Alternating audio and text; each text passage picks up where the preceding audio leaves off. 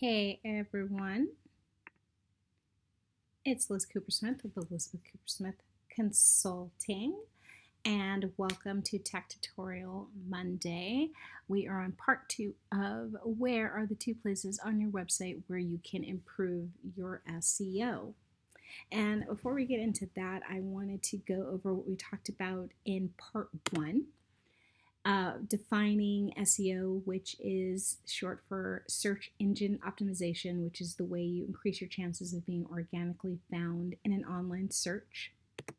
And so in part 1, where we covered optimizing your website pages, we talked about the 4 ways that you can do that. The first being meta descriptions and meta tags, and how to build them on each website platform.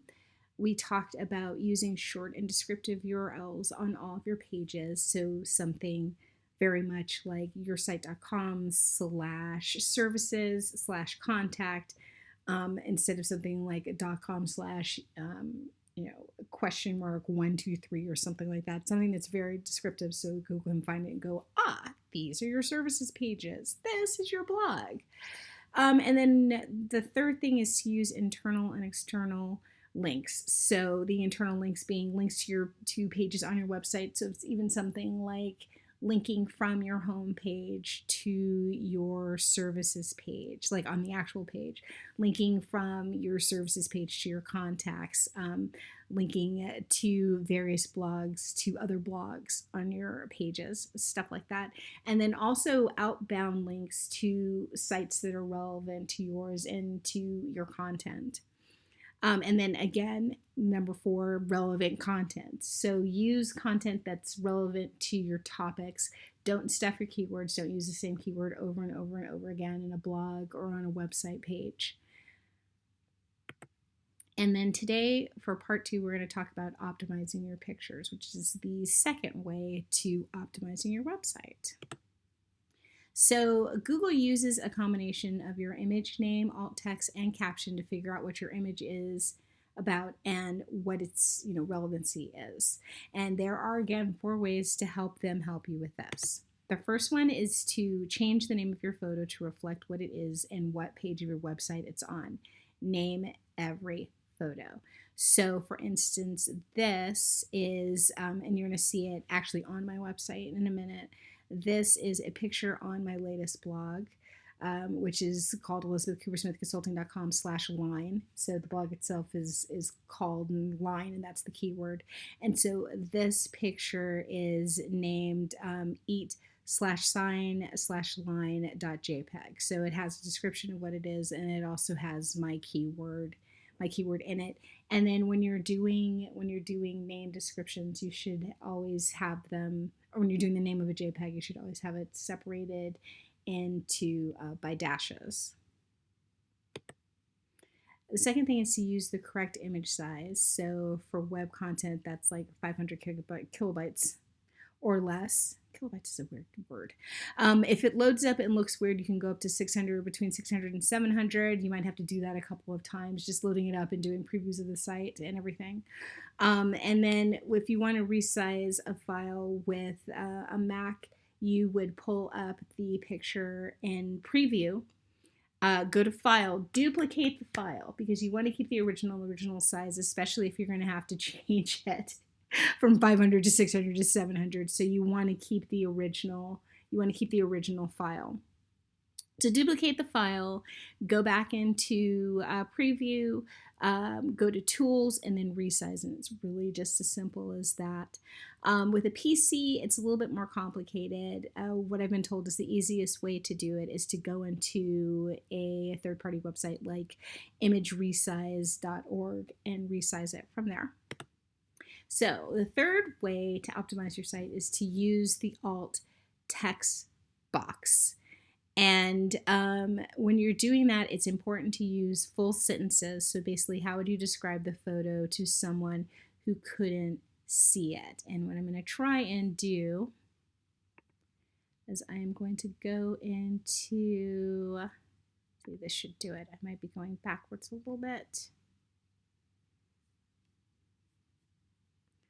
Let's see. Is it 2? Let me show you the page itself, or the blog itself. So it's getting out of line. We've got the picture.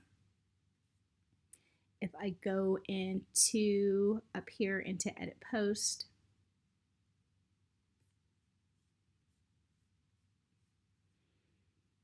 and go to edit the picture, and when you're actually going into the picture itself, like in the media part of it, you could just do this just like this, but I thought this was the best way to show you. So you go into edit, you have your alt text here, and then here you'd say neon sign that says eat. And then update it. And then update it. Don't forget to update it once you make the changes. And there you go.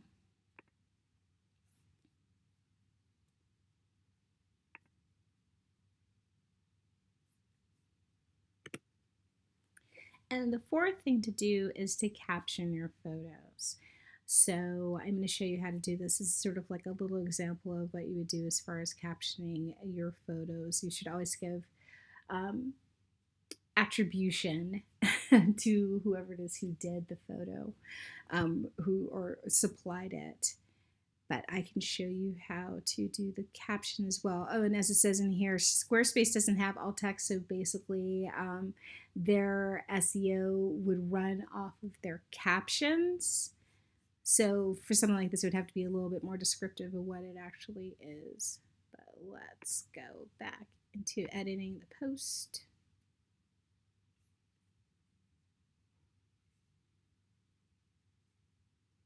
And of course, it's taking its sweet time to load up.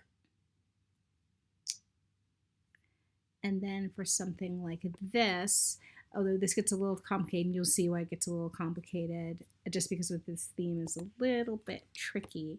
So we'll call it in or out. And then photo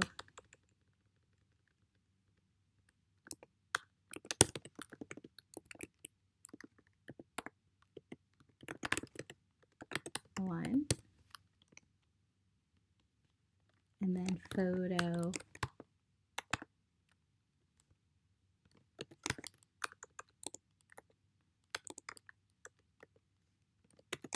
unsplash. And then if you update it, that's what it looks like. Now, normally speaking, what I would do is this was unsplash as you saw in the other one. Go in here.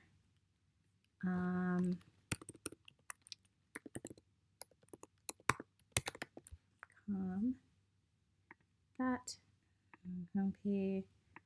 Blah, blah, blah. Open links in new tab. Don't forget I told you that like a little while ago. And there you go. And it looks a little bit different when we update it on the page. I'll show you what it looks like. And it looks like that. And then actually links to it. This is a little interesting quirk, which I am not going to go into. But as you can see, it ends up, you've got the caption, it has the keyword in it, and you're good to go.